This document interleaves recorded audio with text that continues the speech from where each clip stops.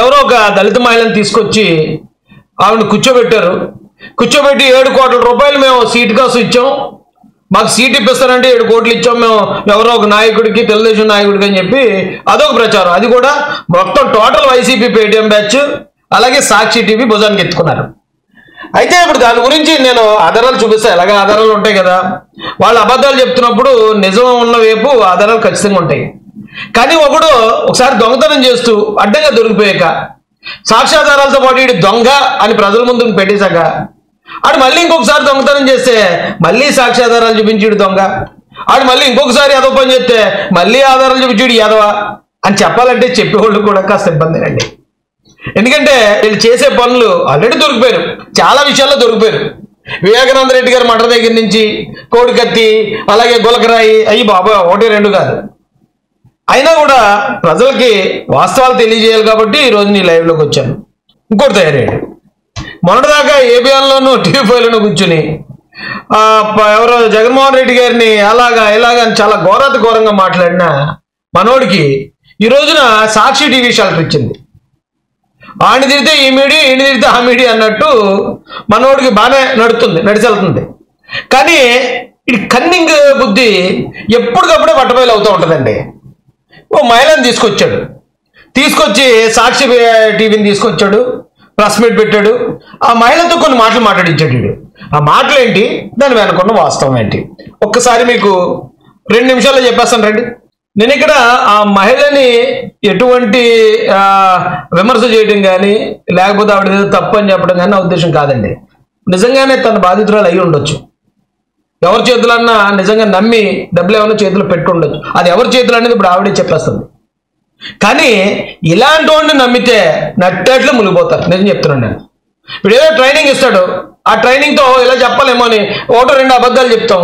ఆ అబద్ధాలకు సంబంధించిన నిజాలు బయటపడతాయి, క్రెడిబిలిటీ మొత్తం పోద్ది. ఆ తర్వాత మీరు నిజం చెప్పినా నమ్మరు. బాధితులు ఎప్పుడు కూడా ఒక నాయకుడి దగ్గరికి వెళ్ళారంటే ఒక క్రెడిబిలిటీ ఉన్న నాయకుడి దగ్గరికి వెళ్ళాలి. ఇలాంటి వాడి దగ్గరికి వెళ్తే ఖచ్చితంగా అతని పబ్లిసిటీ కోసం వాడుకుంటాడు, అతని పబ్లిసిటీ కోసం లేకపోతే వైసీపీని మెప్పించడానికో టీడీపీ మీద దుష్ప్రచారం చేయడానికో వాడుకుంటాడు. అంటే ఓకే, సాక్షి మీడియాకి అదే కావాలి. కానీ వాస్తవాలు తెలిసాక ఎర్రి పప్పలు అయిపోతారు కదా. అయిపోరా? నేను చెప్పేది ఆ ఎర్రి పప్పులు అన్న మాట కూడా ఇలాంటి వాళ్ళనే. ఎవడైతే మాట్లాడుతున్నాడో వీడి వెనకాతలు ఉన్నవాడిని ఇలాంటి డైరెక్షన్ ఇచ్చిన వాడిని. ఆ మహిళని ఏమంటలేదు, ఆవిడ చూస్తుంటే జాలేస్తుంది. ఇప్పుడు ఇంతకుముందు ఆవిడ ఎవరి చేతిలో అన్నా మోసపోయింది లేదు నాకు తెలియదు డబ్బులకి, కానీ ఇప్పుడు ఖచ్చితంగా వీళ్ళ చేతిలో మోసపోతుంది. ఇప్పుడు నిజమైన బాధితురాలు ఆవిడ. చంద్రబాబు నాయుడు గారికి సమస్య చెప్పాలనుకుంటుంది ఆవిడ. చెప్పాలనుకోవడం తప్పు కాదు, కానీ ఆవిడ ఎంచుకున్న వేదిక తప్పు. వాళ్ళు దాన్ని వక్రీకరించేస్తారు. వైసీపీ వాళ్ళు కానీ, సాక్షి వాళ్ళు కానీ, లేకపోతే ఇతను కానీ, సూట్ క్యాండిడేట్ కానీ వక్రీకరించేస్తారు దాన్ని. ఇప్పుడు చంద్రబాబు నాయుడు గారికి తన బాధ చెప్పాలనుకుంటుంది అంటే దాని అర్థం ఏంటండి? చంద్రబాబు నాయుడు గారు ఆవిడని ఏం మోసం చేయలే, అంతే కదా. అందుకే కదా నా బాధ చంద్రబాబు నాయుడు గారికి చెప్పుకుంటే ఆయన నాకు న్యాయం చేస్తాడని ఒక ధీమతో ధైర్యంతో మాట్లాడుతుంది ఆవిడ. ఆవిడ ఏం చెప్పాలనుకుంటుందంటే ఆవిడ టీడీపీ కోసం పనిచేసిన ఆ పనులన్నీ చెప్పాలనుకుంటుంది. అదంతా కూడా నేను స్కిప్ చేస్తాను. ఆవిడ ఏం చేసిన ఆరోపణ ఏంటి అది మాత్రం చూపిస్తానండి. ఇక్కడ చంద్రబాబు నాయుడు గారితో సతీష్ వేమన గారట, ఆయన ఫోటోలు చూపిస్తుంది ఆవిడ. అక్కడెక్కడ కూడా ఈ మహిళ యొక్క మన సోదరు యొక్క ఫోటోలు లేవు. వాళ్ళు ఎవరో దిగిన ఫోటోలు చంద్రబాబు నాయుడు గారితో దిగుతూ ఉంటారు. చాలా మంది నాయకులు దిగుతారు, కార్యకర్తలు దిగుతారు, ఆయన అభిమానులు దిగుతారు. అలా దిగిన ఫోటోలు చూపిస్తున్నారు ఆవిడ. సతీష్ అన్న గారు మాటలు విని 7 కోట్లు ఇచ్చాను అన్నారు ఆవిడ, అంతే కదండి. ఇంకో వీడియో చూపిస్తాను రండి.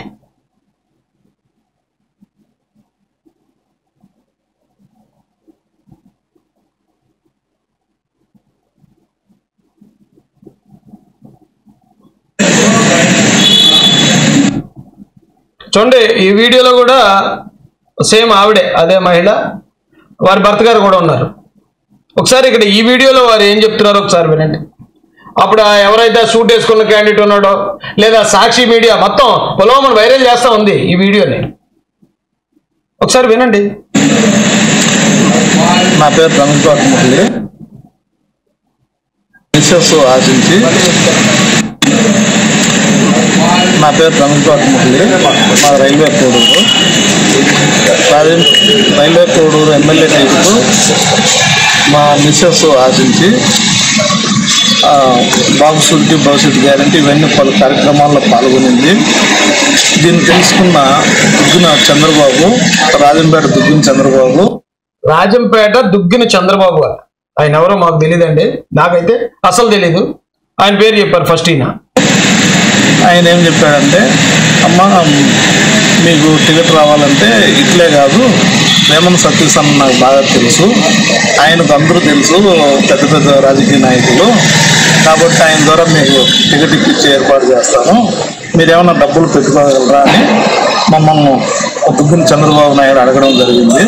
దుగ్గిన చంద్రబాబు నాయుడు గారు అడిగారటండి, మీరు ఏమైనా డబ్బులు చూసుకోగలరా, పలానా సతీష్ గారు అని ఒక ఆయన ఉన్నారు, డబ్బులు చూసుకోగలిగితే మనం టికెట్ ట్రై చేద్దాం అన్నారట.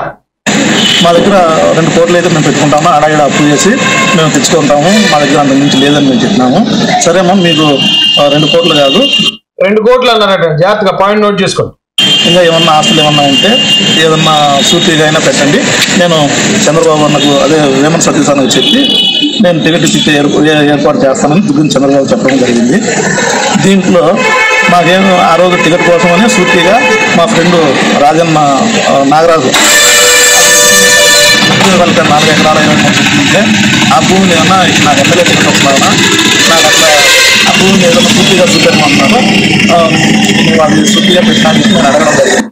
ఎవరో రాజన్ నాగరాజు గారు అని ఆయన్ని అన్న భూమి షూరిటీగా చూపించమన్నారు, మాకు ఎమ్మెల్యే టికెట్ వస్తుంది, మీ భూమిని మేము షూరిటీగా చూపిస్తామని అడిగారట ఆయన.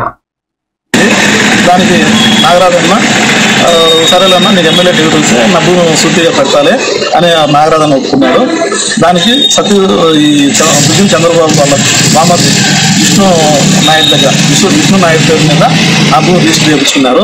ఒకవేళ నాకు టికెట్ ఆ దుగ్గిన చంద్రబాబు అనే ఆయన వాళ్ళ బామర్ది అటండి, ఎవరో విష్ణు నాయుడు సంథింగ్ చెప్తున్నాడు, ఆయన పేరున ఈ నాగరాజు అనే ఆయన భూమిని, అంటే ఇక్కడ దుగ్గిన చంద్రబాబు అనే ఆయన ఒకడు, నాగరాజు అని ఆయన పేరు ఒకటి వినపడింది, ఇంకోటి ఎవరో విష్ణు అనేది, ఇంకో 3 పేర్లు చెప్పాడు. ఇప్పటికి రాకపోతే ఆ భూమి మళ్ళీ రిటర్న్ ఇచ్చేటప్పుడు మేము మాట్లాడుకున్నాము.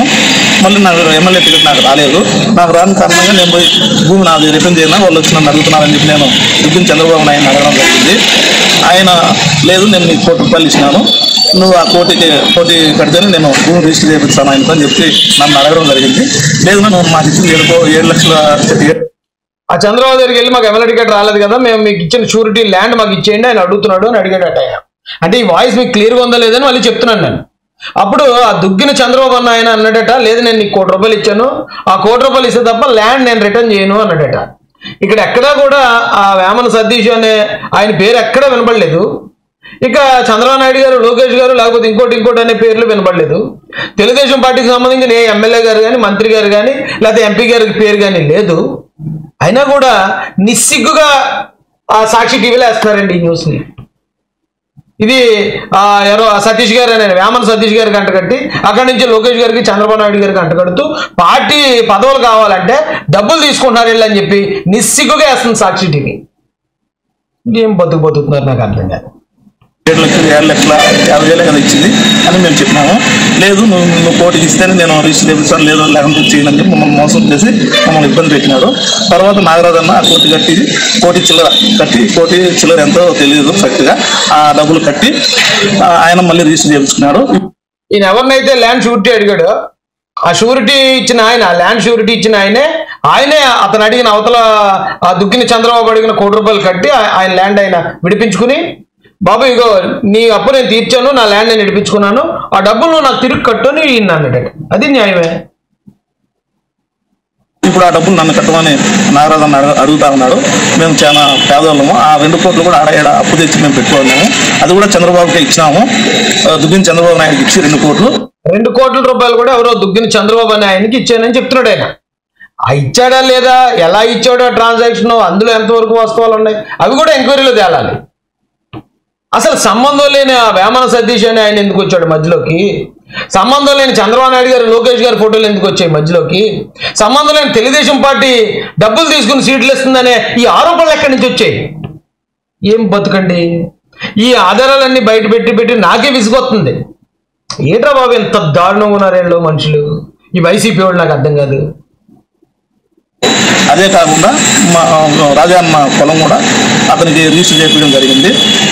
ఈ విషయాలన్నీ మా మిస్సెస్ సుధామాధవి తెలియదు. ఆమె తెలియక పొరపాటున 7 కోట్లు మేము రేవంత్ సతీష్కి ఇచ్చినాము.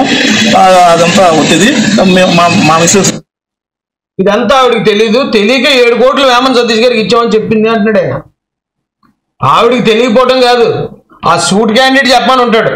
7 కోట్లనమ్మా, ఫ్యాన్సీ నెంబర్ బాగుంటుంది, మొన్న ఇంకోటి ఏదో ఇలాంటిది వచ్చింది కాబట్టి ఇప్పుడు నువ్వు 7 అన్నావు అంటే అది ఇంకా మేము తెలుగుదేశం పార్టీని బదనాం చేయడానికి, చంద్రబాబు నాయుడు గారిని, లోకేష్ గారిని బదనాం చేయడానికి మాకు ఒక ఆయుధం దొరికినట్టు ఉంటుంది. పైగా నువ్వు దళిత మహిళవు కాబట్టి మేము వెంటనే ఈ దళిత అనే కార్డు కూడా తీసుకొని నేను వాడుకుంటానని చెప్పి ఆ సూట్ క్యాండిడేట్ ఇచ్చాడు.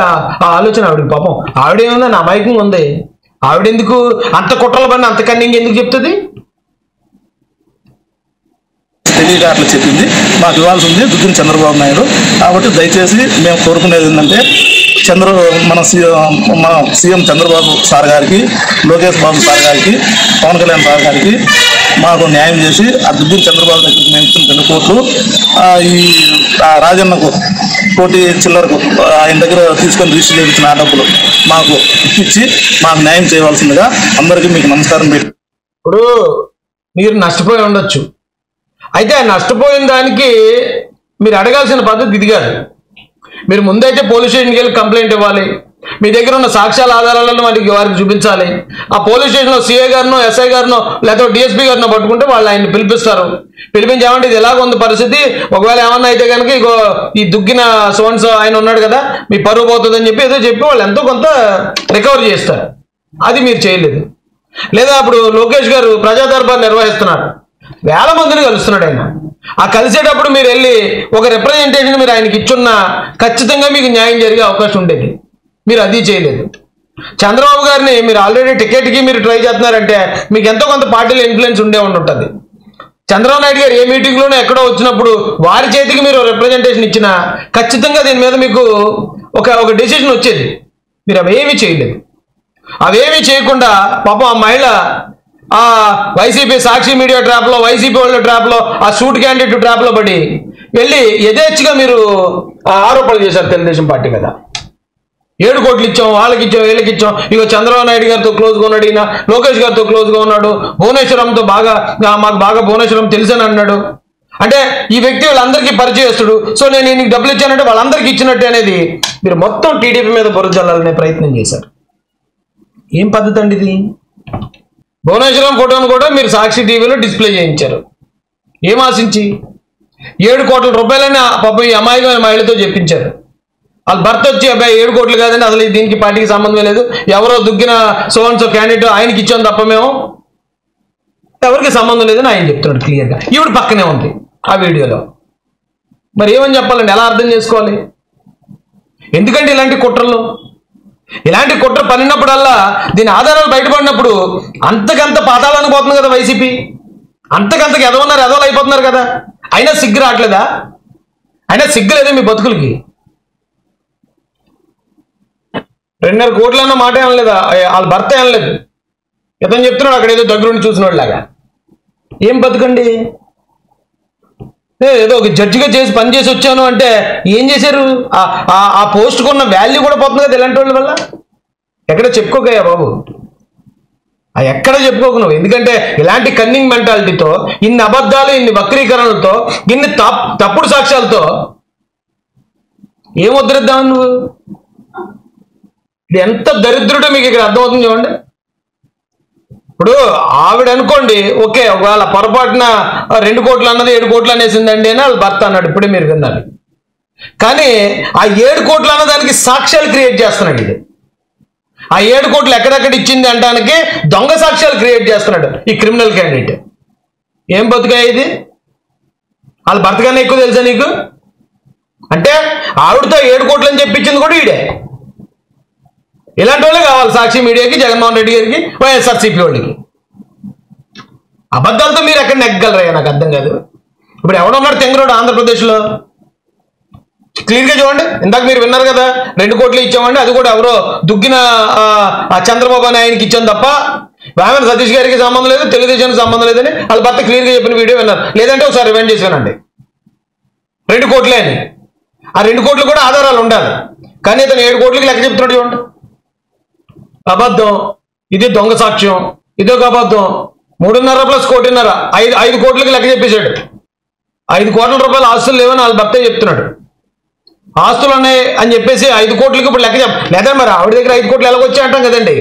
అందుకని ఆస్తులున్నాయి, ఆస్తులు అమ్మేసాం మేము. అతనేమో పక్కోడు ఆస్తి తీసుకెళ్లి వేరే వాళ్ళకి తనఖా పెట్టామండి. అది మళ్ళీ అతను వెనక్కి ఎత్తలేదండి, మాకు చంద్రబాబు నాయుడు గారు న్యాయం చేయండి అని ఆవిడ భర్త అంటూ ఉంటే, ఏళ్ల పెద్ద జమీందారులు వీళ్ళ ఆస్తులు ఉన్నాయి, ఆస్తులు అమ్మేసి 5 కోట్లు ఇచ్చారని వీడు చెప్తున్నాడు. ఏంటండి దిగజారుడుతాను? ఏంటి ఇంత ఎలా దిగజారిపోతున్నారు మనుషులు? ఇలాంటి మనుషులు టికెట్లకి డబ్బులు అమ్ముకోవడం కదా రే, డబ్బులు టికెట్లు అమ్ముకోవడం. ఆ మాట అన్న కొంచెం ఇప్పుడు అబద్ధం చెప్పేటప్పుడు మాట తడబడుతుంది. టికెట్లకి డబ్బులు అమ్ముకుంటున్నారా తెలుగుదేశం వాళ్ళు?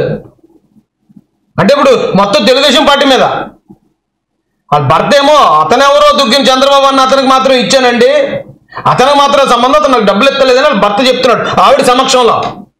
ఇతను వచ్చి మీరు టికెట్లు అమ్మేసుకుంటున్నారు మొత్తం అంతా తెలుగుదేశం పార్టీ వాళ్ళని ఎలా చిచ్చి మరి ఏ చెప్పులతో కొట్టాలరా బాబు మిమ్మల్ని? ఏం బతుకురా నాయన ఇది? రాజకీయ వ్యభిచారం కన్నా నీచం కదా ఇది. ఎంత దారుణం, ఎంత అన్యాయంగా పాపం ఒక దళిత మహిళను అడ్డు పెట్టుకుని